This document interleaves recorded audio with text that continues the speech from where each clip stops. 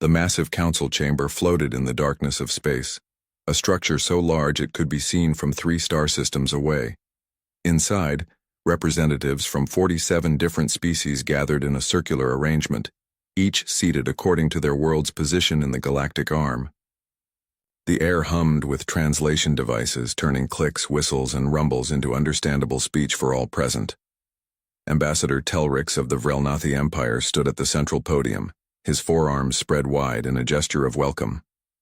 His scaled skin shimmered under the artificial lights as he addressed the assembly, with a voice that carried both authority and barely concealed condescension. "Today marks another joyous occasion," Telrix announced, his translator rendering his words into dozens of languages simultaneously. "We welcome a new species into our galactic family. The humans of Earth have finally developed the capability to reach beyond their atmosphere in a meaningful way. Their representative is here to formally petition for provisional membership in the Galactic Council." Murmurs rippled through the chamber. Some delegates expressed curiosity, others indifference. The humans were known to most as a young race, barely worth noticing. Their spacecraft were primitive chemical rockets. Their largest vessel was a small station orbiting their home world. According to every scan and observation conducted over the past 30 years, humans were at least 2 centuries away from developing faster-than-light travel on their own. Director Chen Wei walked calmly to the podium as Ambassador Telrix stepped aside. She was a woman in her mid-50s, her black hair streaked with gray, her dark eyes sharp and observant. She wore a simple blue uniform with no decorations or medals. Everything about her appearance suggested humility and deference. "Honored members of the Galactic Council," Chen began, her voice steady and clear. "Earth is grateful for this opportunity to join the galactic community. We come in peace, seeking friendship and knowledge." "A noble sentiment," replied Ambassador Quellis of the Quellan Communion, his gelatinous form rippling with approval. "Tell us, Director Chen, what does Earth bring to this council? What unique perspective or capability can your species offer?" Chen smiled slightly. "Before I answer that question, I believe there is something the council should see. With your permission, I would like to transmit a set of coordinates to the observation array." The council's head administrator, a being of pure energy contained within a crystalline structure, processed the request. "Very well. The coordinates have been received. Activating deep space sensors now." Holographic displays materialized above, each delegate's station showing the vast emptiness of space in various regions around Earth's solar system. The images showed nothing unusual at first, just the expected debris fields, asteroids, and distant planetary bodies. "I see nothing but empty space," Telrix said with obvious irritation. "Is this some kind of joke?" "Not at all," Chen replied calmly. "Computer disengage stealth protocols. Authorization Chen Alpha 779. What happened next would be discussed in council chambers for generations to come." The empty regions of space suddenly blazed with light as hundreds of vessels materialized. Sleek warships appeared in formation around Earth's moon. Massive carriers emerged from positions near Mars, cruisers and destroyers uncloaked in the asteroid belt. Mining stations became visible on several moons of Jupiter and Saturn. Fortified bases revealed themselves on Titan, Europa, and Ganymede. The council chamber erupted in chaos. Delegates shouted in alarm, confusion, and anger. Security protocols activated automatically, and defensive shields hummed to life around the station. The holographic displays showed energy signatures that rivaled those of some of the council's most advanced military powers. "Order!" The crystalline administrator's voice boomed, silencing the commotion. "Director Chen, you will explain this immediately." Chen remained perfectly composed at the podium, her hands folded behind her back. "What you are seeing is Earth's actual military and industrial capacity. For the past 32 years, humanity has been constructing and operating a cloaked fleet. We have 378 combat vessels, 12 carrier platforms, 47 mining and manufacturing stations, and defensive installations on 8 celestial bodies within our home system." Ambassador Telrix's scales flushed a dark crimson, a sign of rage among his species. "This is an outrage. You have deceived this council, You have hidden your true strength while pretending to be a primitive species. We never claimed to be primitive, Chen corrected gently. The Council made that assumption based on observations of our unclassified operations. We simply chose not to correct those assumptions until we understood the nature of the galaxy we were entering. A delegate from the Morphean Collective, HE, species resembling a cluster of floating tentacles, spoke up with curiosity rather than anger. But why?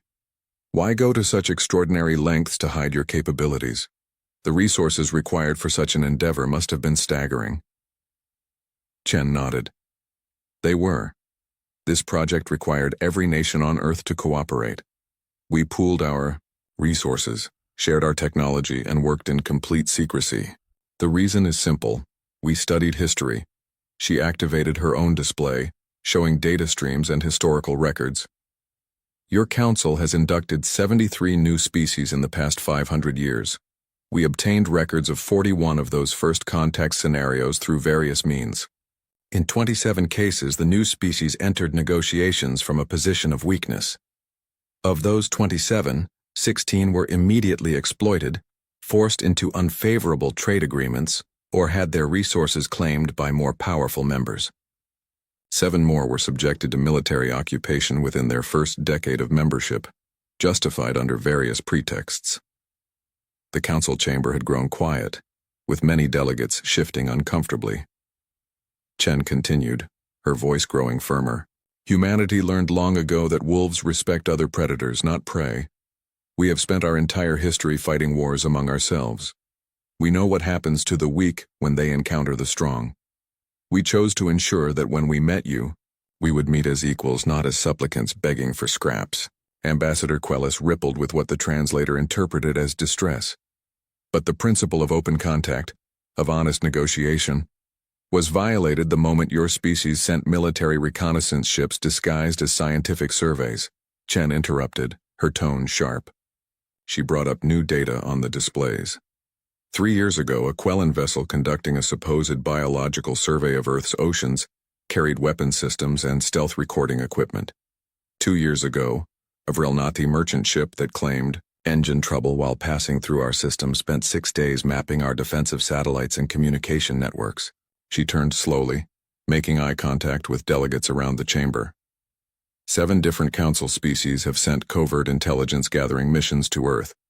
You were evaluating us as a potential threat or resource, so do not speak to me of honesty and open negotiation when you were preparing to exploit or neutralize us from the beginning.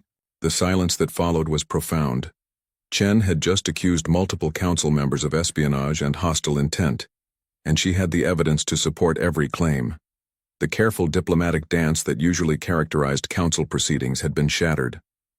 Finally, the crystalline administrator spoke again, its voice measured and grave. This session is adjourned. The council will reconvene in 6 hours to address these revelations and decide on an appropriate response. Director Chen, you and your vessel are confined to this station until further notice. Chen bowed slightly. As you wish. Earth's fleet will remain in defensive positions within our home system. We have no hostile intentions toward any council member, but we will not disarm, and we will not be intimidated. As the delegates filed out of the chamber, many casting hostile or fearful glances at the human representative, Chen stood alone at the podium. Her expression remained calm, but her hands trembled slightly as she finally allowed herself to feel the weight of what had just occurred. Humanity had just announced itself to the galaxy not as children seeking guidance, but as adults demanding respect. The question now was whether the galaxy would accept Earth's terms, or whether humanity had just started a war they might not be able to win. The 6 hours passed like 6 days. Director Chen remained in the diplomatic quarters assigned to her, a comfortable suite designed to accommodate various biological life forms. She spent the time reviewing messages from Earth, where the revelation had been broadcast live to every nation. The response from her homeworld was mixed.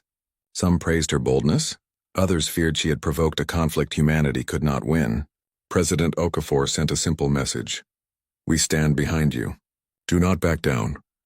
When the council reconvened, the atmosphere in the chamber was drastically different. Gone was the ceremonial politeness that had characterized the first session. Security drones floated near the ceiling, their weapons ports visible and active. Several delegations had brought additional military advisors. The air crackled with tension. Ambassador Telrix took the podium first, his forearms gesturing aggressively. The Vrelnathi Empire demands immediate action. Earth has demonstrated that it is a deceptive, militaristic species that cannot be trusted. We propose the following. Earth must dismantle its hidden fleet within 90 days. All military vessels must be decommissioned, and their technology surrendered to Council oversight. Earth will accept permanent monitoring stations in orbit around their planet. Failure to comply will result in sanctions and, if necessary, enforcement action. The threat was clear. Enforcement action meant military intervention. Several delegates murmured in agreement, particularly those from species that prided themselves on martial strength. The idea that a newcomer species had hidden such power was deeply unsettling to the established order. Chen stood to respond, but Ambassador Quellis raised one of his gelatinous appendages, requesting to speak first. The Quellan representative's form seemed to pulse with agitation. The Quellan communion is deeply troubled, Director Chen. Quellis began, his voice carrying notes of genuine hurt. We have always operated on principles of transparency and mutual trust. Your revelation has shaken the very foundation of how we conduct first contact. If you can hide an entire fleet, what else might you be concealing? How can we trust anything you say? More delegates voiced their agreement. The Morphean Collective representative spoke of violations of galactic norms. The Hexarian Trade Union worried about what hidden weapons or technologies Earth might possess. A small delegation from the Pilthian Federation, a species that had been exploited during their own first contact centuries ago, watched quietly but with understanding in their large eyes. Chen waited for the voices to die down before she spoke. Her tone was respectful but firm. I understand your concerns, but let me address the accusation of bad faith. At no point during preliminary contacts did Earth sign any agreement requiring us to reveal our full military capacity. At no point did we claim to be defenseless. The Council made assumptions and we chose not to correct them. That is not deception. That is strategy. Strategy? Telrix snarled. You speak as if we are enemies to be outmaneuvered rather than potential allies to be trusted. Are you our allies? Chen asked quietly. The question hung in the air like a blade. Because allies do not send spy ships. Allies do not conduct covert surveillance. Allies do not evaluate each other as potential resources to be exploited. She activated her display again, showing more evidence. The Vrelnathi Empire has a documented history of demanding military basing rights on newly inducted worlds. The Quellan Communion, for all its talk of peace, has economic treaties with 15 species that are so one-sided, they amount to resource extraction without compensation. The Hexarian Trade Union controls shipping routes through systems that do not belong to them, charging fees that cripple local economies. Each accusation was backed by data, by trade records, by testimony from affected species. Chen had done her research thoroughly. She was not just defending Earth's actions, she was putting the Council itself on trial. We studied your history, Chen continued. We saw patterns. We saw how power operates in this galaxy. And we decided that humanity would not become another species that is granted membership only to find ourselves stripped of autonomy and dignity. We came to the stars prepared, not paranoid. A new voice entered the debate. It came from Ambassador Krell, a representative of the small but respected Dalthonian Accord. The Dalthonians were an ancient species, one of the Council's founding members, known for their wisdom and neutrality. Director Chen makes valid points, Krell said slowly, his deep voice resonating through the translation systems. The Council has at times taken advantage of less developed species. It is uncomfortable to acknowledge, but it is true. However, there is another concern that must be addressed. If Earth felt it necessary to hide its strength, what does that say about us? What have we become if a new species looks at us and sees threats rather than friends? The question created a ripple of uncomfortable silence. Some delegates looked ashamed, others defensive. The crystalline administrator let the moment stretch before speaking. Ambassador Krell raises a profound question, but we cannot address our failings without also addressing Earth's approach. Director Chen, your species has admitted to decades of systematic deception. You have built weapons of war while we believed you were focused on peaceful exploration. How can the Council feel secure with such a militarized newcomer in our midst? Chen took a deep breath. This was the moment she had prepared for, the question she knew would come. You want security? Then understand this. Earth's fleet was not built to threaten you. It was built to ensure that no one could threaten us. Every human ship is positioned defensively within our home system. We have made no moves toward any council member's territory. We have not threatened trade routes or borders. Our weapons have never been aimed at any of you. But they could be, Telrix interjected. That is the problem. You have the capability to wage war. So do you, Chen shot back. Every species in this chamber has military forces. Some of you have fleets that dwarf ours. The Vrilnathi Empire alone has over 3,000 warships. Are we to believe those are all for defensive purposes, or is it only acceptable for established members to have military power? The Vrilnathi ambassador's scales flushed again, but he had no ready answer. Chen pressed her advantage. Here's the truth that makes you uncomfortable. Earth refuses to be weak. We refuse to enter this galactic community as beggars hoping for mercy. We have earned our place through our own efforts, our own ingenuity, our own sacrifice. And yes, we prepared for the possibility that some of you might not welcome us as equals. If that makes us untrustworthy in your eyes, then perhaps you should examine what that says about your own intentions. Ambassador Quellis rippled with visible distress. This is not the foundation for a peaceful relationship. Trust cannot be built on suspicion and hidden daggers. Trust is earned, not demanded, Chen replied. Earth is willing to earn your trust through our actions. We will be transparent about our capabilities going forward. We will participate in joint operations and exchange scientific knowledge. But we will not disarm. We will not make ourselves vulnerable to appease your discomfort. Give us time to prove ourselves or reject us now. Those are the only two options we will accept. The session devolved into heated arguments among the delegates themselves. Some species sided with the Vrilnathi position, demanding Earth's fleet be neutralized. Others, particularly smaller or formerly exploited species, saw humanity's approach as a template they wished they had followed. The Pilthian Federation representative stood and publicly thanked Earth for having the courage to refuse victimhood. As the debates raged, Chen remained standing at the podium, appearing calm despite the storm swirling around her. She had thrown the council into chaos, but it was necessary chaos. Earth would not compromise on this. They had come too far and sacrificed too much to be dictated to by species who had already proven themselves capable of exploitation.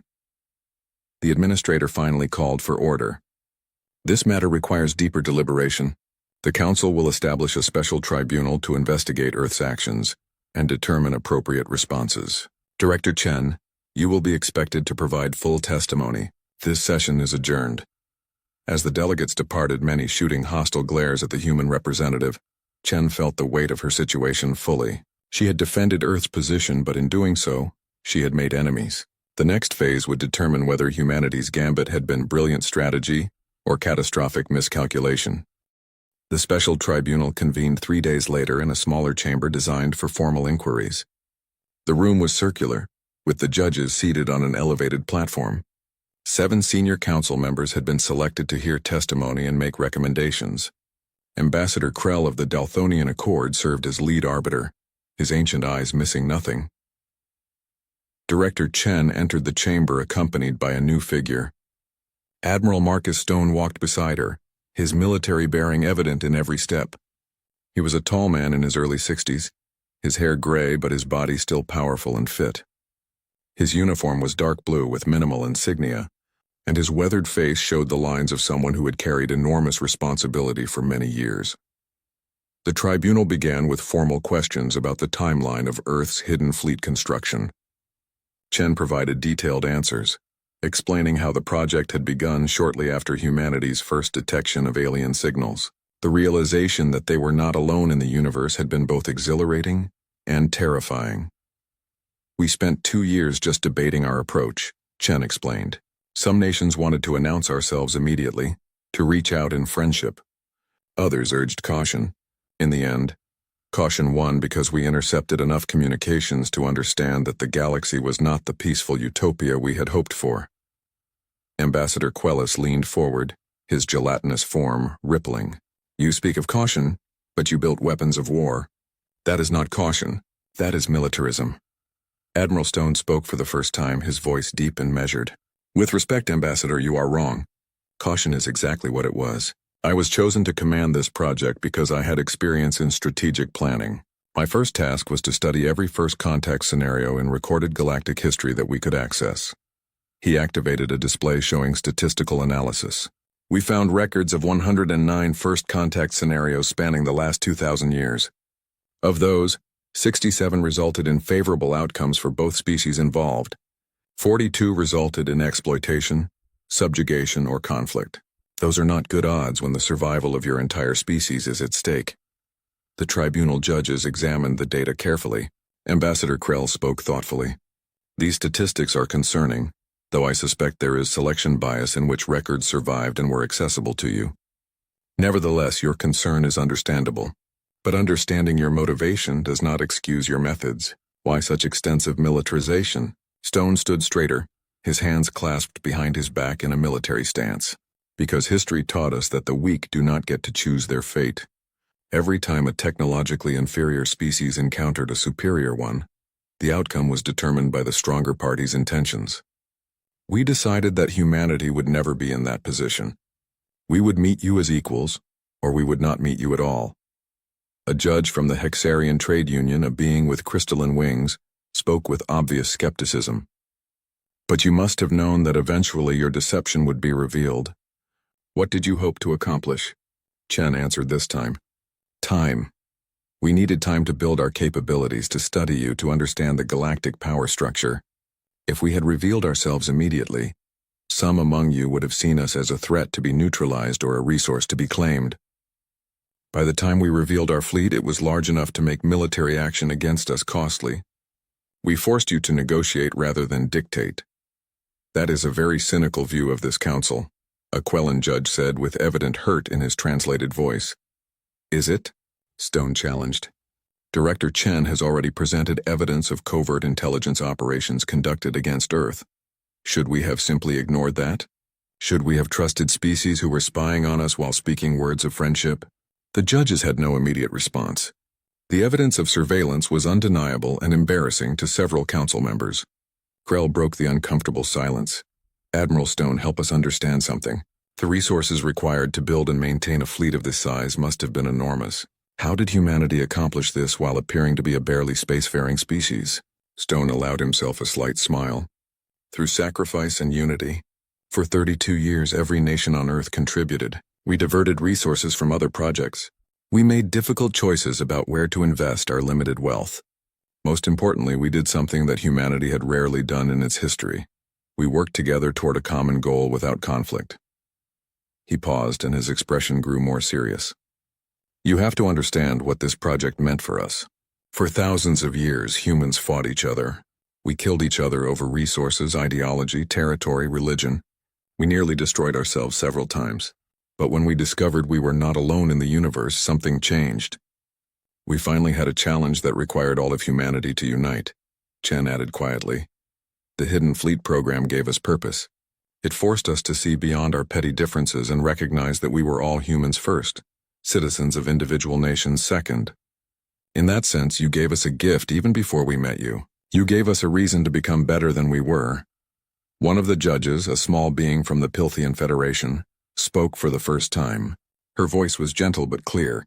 I understand what you are saying because my people learned similar lessons. We trusted the Council during first contact. We were honest about our limitations.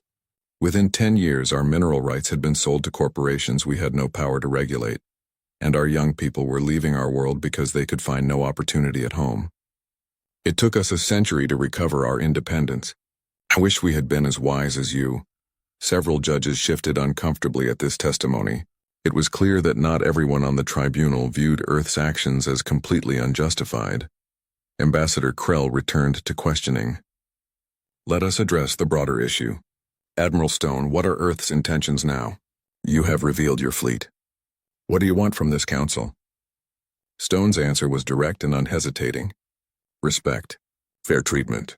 The same rights and considerations given to any other member species. We do not want territory beyond our home system.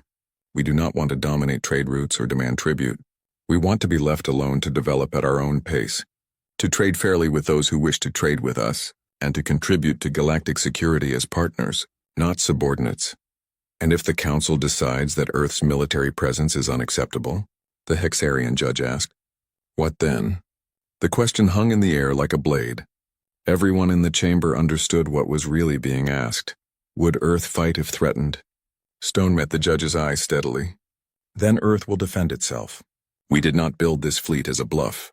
Every ship, every weapon, every station is fully operational and crewed by trained personnel. We hope it never comes to conflict. War would be catastrophic for all involved, but we will not surrender our ability to defend ourselves under any circumstances. Chen added, We are offering the Council a choice. Accept us as equals and partners and we will prove ourselves worthy of that acceptance through our actions. Work with us in good faith and we will reciprocate, but attempt to intimidate or coerce us, and you will find that humanity does not bend to threats. A different judge, one who had been silent until now, spoke in a grinding mechanical voice. Some might call your position arrogant. You are one species among thousands. Your fleet, while impressive for your age, is not large enough to threaten the combined might of the Council. Admiral Stone nodded. You are correct. If the entire Council united against Earth, we would eventually lose. But the cost would be substantial. Our doctrine is based on asymmetric warfare. We would not fight the kind of large fleet actions you are accustomed to. We would strike supply lines, use guerrilla tactics, make every system we contest a grinding nightmare. We have spent decades studying your military histories, your tactics, your weaknesses. Yes, you would win eventually, but you would bleed for it. He let that sink in before continuing. But why would you choose that path? We are not your enemies. We have not threatened anyone. We simply refuse to be victims. Is that really worth a war? The tribunal session continued for hours, covering every aspect of Earth's program. Stone described the fleet's composition, its defensive capabilities, and its limitations. He was surprisingly transparent about what humanity could and could not do militarily. The message was clear. Earth was strong enough to defend itself, but not strong enough to threaten the Council's major powers. They occupied a careful middle ground. As the session drew to a close, Ambassador Krell addressed both Chen and Stone directly. You have given this tribunal much to consider. Your candor is appreciated, even if your methods remain controversial. The tribunal will deliberate and present recommendations to the full council within 1 week. You may return to your quarters. As they left the chamber, Chen and Stone walked in silence for a long time. Finally, Stone spoke quietly. Do you think we convinced them? Chen shook her head slowly. I do not know. But we told them the truth. Earth will not be anyone's puppet or victim. Whatever they decide, at least we made that clear. What neither of them knew was that their testimony had been broadcast throughout council space. The tribunal had been deliberating for 3 days when the universe decided to interrupt with its own agenda. It began with a silence that was more terrifying than any alarm. Communication relays along the galactic rim simply stopped transmitting. 3 colony worlds of the Quellan Communion went dark within the span of an hour. Automated distress beacons activated and then cut off mid-signal. The Council's emergency response protocols engaged immediately. But by the time scout ships reached the affected systems, they found only devastation. The Council chamber filled within minutes of the first confirmed reports. Delegates arrived in various states of dress and preparedness, the formality of proper protocol abandoned in the face of crisis. Holographic displays showed fragmentary data from the dead worlds, cities reduced to rubble, orbital facilities torn apart, and most disturbing of all, no survivors. Director Chen and Admiral Stone were summoned from their quarters. As they entered the chamber, they could see the panic on faces both familiar and alien. Ambassador Quellis was in visible distress, his gelatinous form pulsing erratically. The attacks had targeted his people. The crystalline administrator's voice cut through the chaos. Attention. We have confirmed reports of hostile action against Council territory. The attacking force has been identified as the Korthak Swarm. A murmur of fear rippled through the chamber. Chen noticed that even the most militant delegates looked shaken. She leaned toward Stone and whispered, What is the Korthak Swarm? Stone had already pulled up classified files on his personal display. His face went pale as he read. Trouble. Serious trouble. They are a hive mind species from beyond charted space. The Council has been monitoring them for decades but considered them contained to their home region. According to these files, they operate with perfect coordination, no individual will, just collective purpose. Previous encounters suggest they assimilate organic matter to grow their numbers. As if to confirm Stone's assessment, new data flooded into the Council's systems. A Vrelnathi military outpost had detected a massive fleet entering Council space. The numbers were staggering. Thousands of biomechanical ships, each one grown rather than built, all moving with synchronized precision. Ambassador Telrix took the podium, his earlier aggression replaced by genuine fear. The swarm is employing tactics we have never observed before. They are not following any predictable pattern. Our defensive fleets are being outmaneuvered. 2 more worlds have gone silent in the past hour.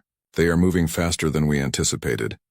A Hexarian admiral appeared on the holographic display, calling in from a command ship. They are using some kind of disruption field that interferes with our long-range sensors.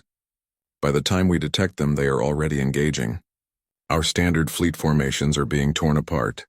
We need to establish a unified defensive line, but coordination between different species forces has been difficult. That last word was a diplomatic understatement.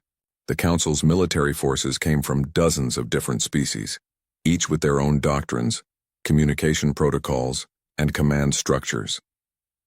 What had seemed like diversity in peaceful times was now revealing itself as a critical weakness. Stone watched the tactical displays with a professional eye. He could see the problem immediately. The Council's forces were individually powerful but collectively uncoordinated. They were reacting to the swarm's attacks rather than anticipating them. Ships arrived at defensive positions only to find the enemy had already moved on. Response times were measured in hours when they needed to be measured in minutes. Chen caught Stone's eye and saw the same thought reflected there. This was an opportunity, though one born of tragedy. She stood and requested permission to speak. The administrator acknowledged her.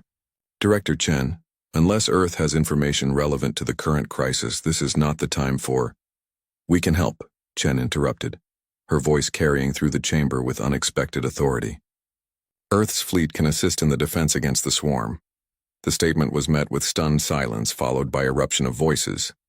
Ambassador Telrix's scales flushed with anger even in the midst of crisis. This is not the time for political maneuvering. We do not need your primitive vessels getting in the way of actual military operations. Admiral Stone stepped forward, his tone sharp and professional. With respect, Ambassador, your actual military operations are failing. You have lost 5 worlds in the past 6 hours. Your response time is too slow, and your coordination is non-existent. You are fighting like 47 different militaries, not one unified force. And you can do better? The Hexarian admiral challenged from the display.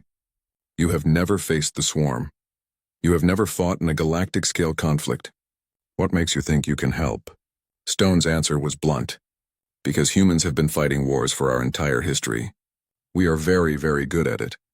And more importantly, our entire fleet operates under a single unified command structure. Every ship follows the same tactical doctrine. We can make decisions and implement them in minutes, not hours. Chen added, We are offering our assistance freely, without conditions. Our fleet is not large enough to defeat the swarm alone, but we can provide rapid response capability, while your forces organize a more effective defense. Let us prove our worth when it actually matters. Ambassador Krell, who had been quietly observing, spoke up. The Council is in no position to refuse help regardless of its source. Director Chen, what exactly are you proposing? Stone brought up tactical displays showing Earth's fleet positions. We have 150 combat-ready vessels that can be mobilized within 3 hours. They are fast, heavily armed for their size, and crewed by personnel trained in rapid deployment scenarios. Give us coordinates for the most threatened systems, and we will engage the swarm forces there. We will buy you time to organize a proper defensive line. The Quellan ambassador rippled with emotion. 3 of the lost worlds were Quellan colonies. If there is any chance of saving lives, any chance at all. His voice trailed off, the desperation clear. The crystalline administrator processed for a moment, then made a decision. The Council accepts Earth's offer of assistance. Admiral Stone, you will coordinate with our military command. All available tactical data on the swarm is being transmitted to your vessel now. Be advised, the swarm has destroyed every force that has engaged them so far. Stone nodded grimly. Understood. We will do what we can. Director Chen will remain here to serve as liaison. I need to return to my flagship immediately. As Stone left the chamber at a run, Chen turned to address the assembled delegates. Earth did not reveal its fleet to intimidate you or seek dominance. We built it to protect ourselves. But protection means nothing if you only use it selfishly. Let us show you what humans can do when we fight for others. Within 2 hours, Earth's fleet was in motion.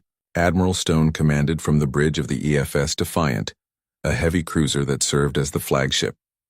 Around him, holographic displays showed the positions of all human vessels as they accelerated toward the first crisis point, the Cerulean system, where a swarm vanguard was approaching a colony of 2 million souls. The Quellan defense fleet in the system was vastly outnumbered and falling back in disarray. Their commander had already sent evacuation orders, but there was not enough time to save more than a fraction of the population.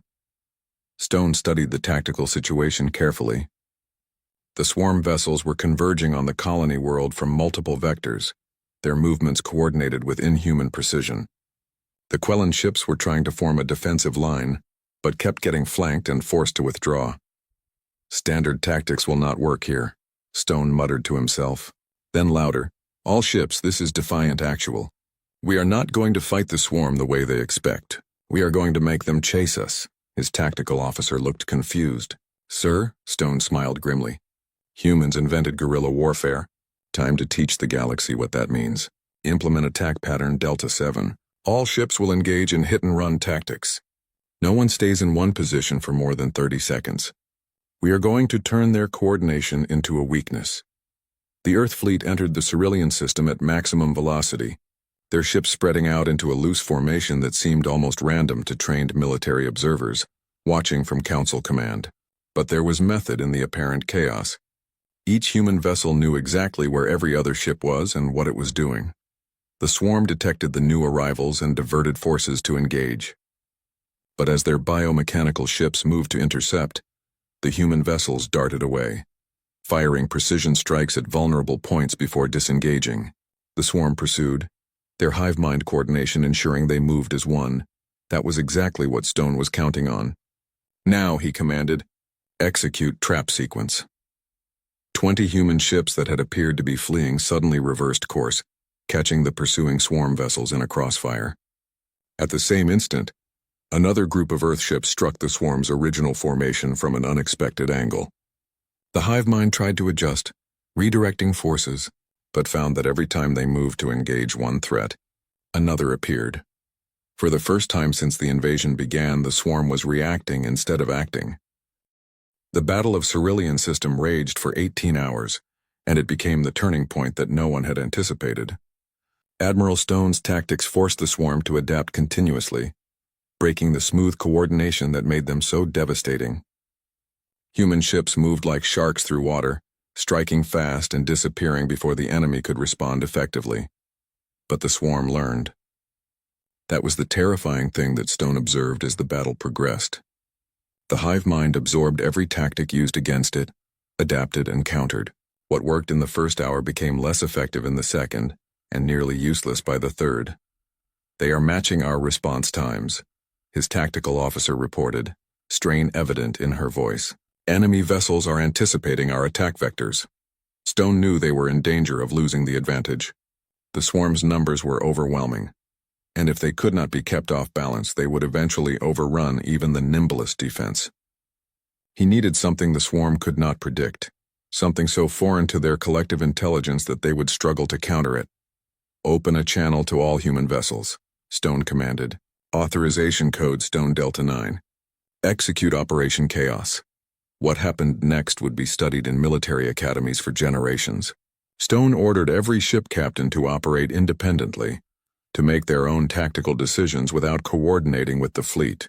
It was the opposite of standard military doctrine, the opposite of everything the swarm had learned to expect.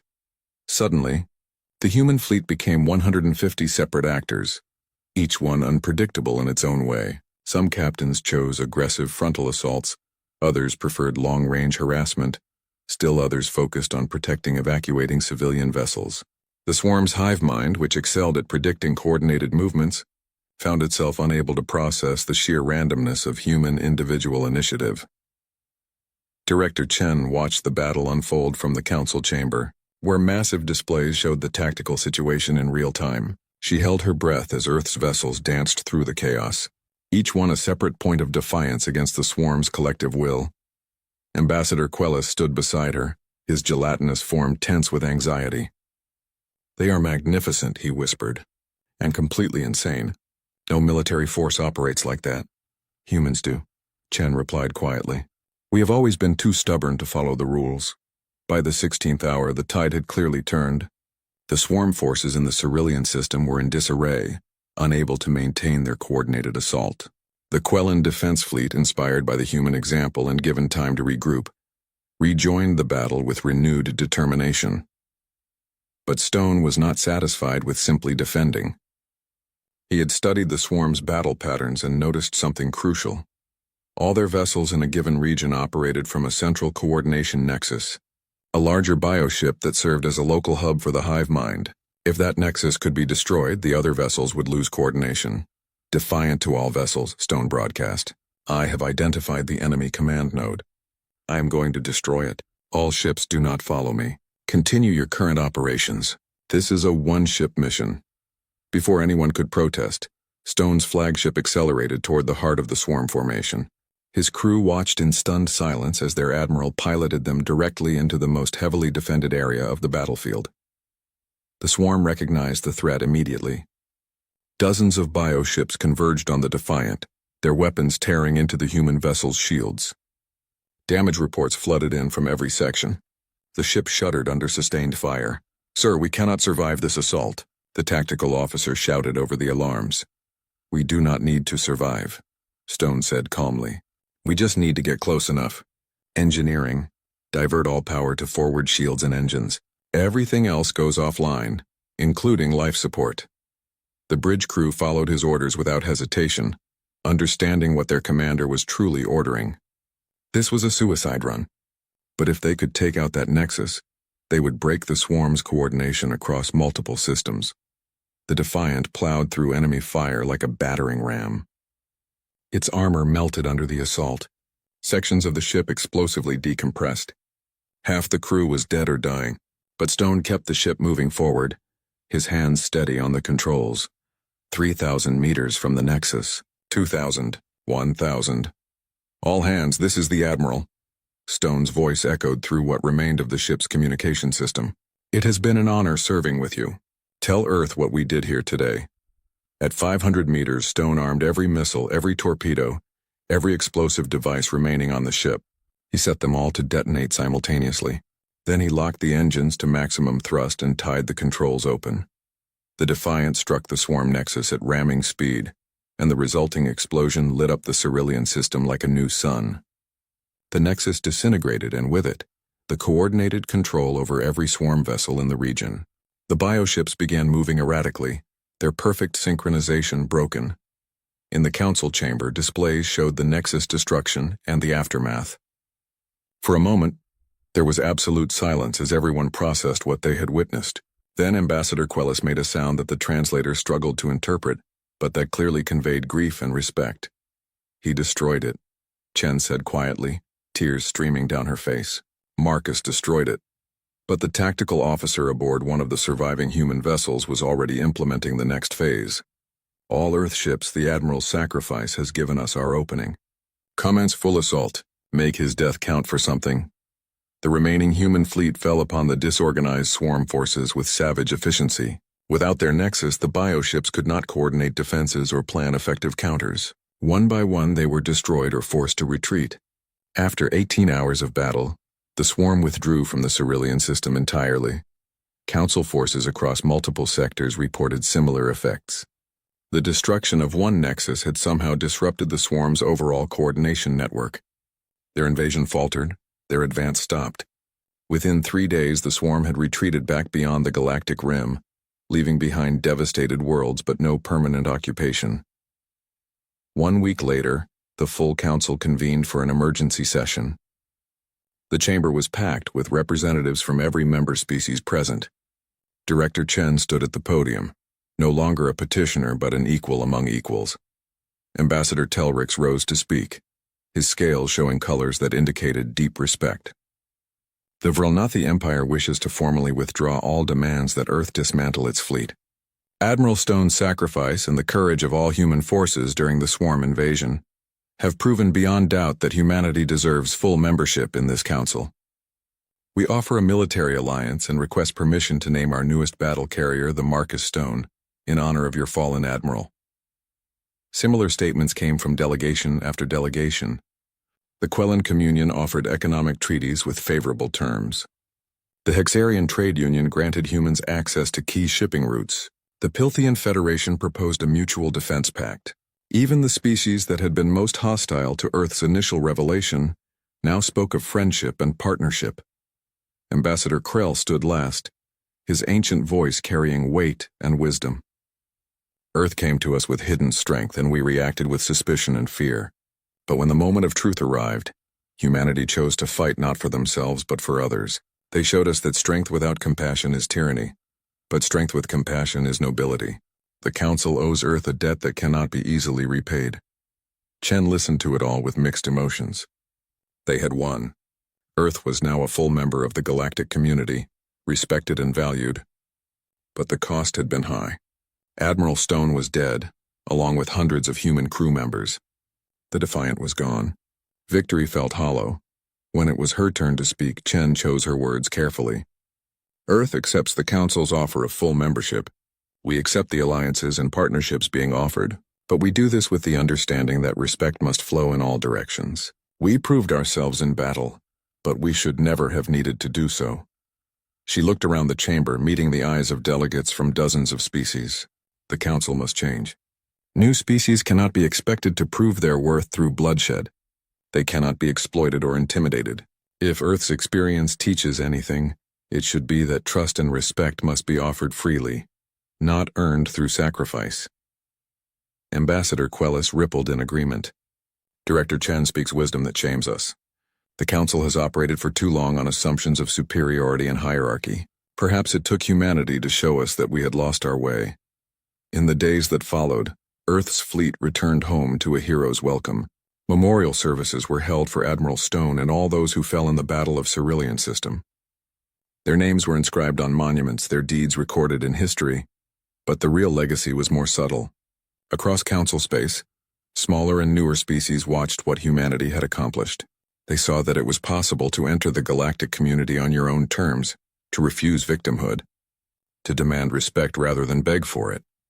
The Council began implementing reforms, establishing protections for newly contacted species,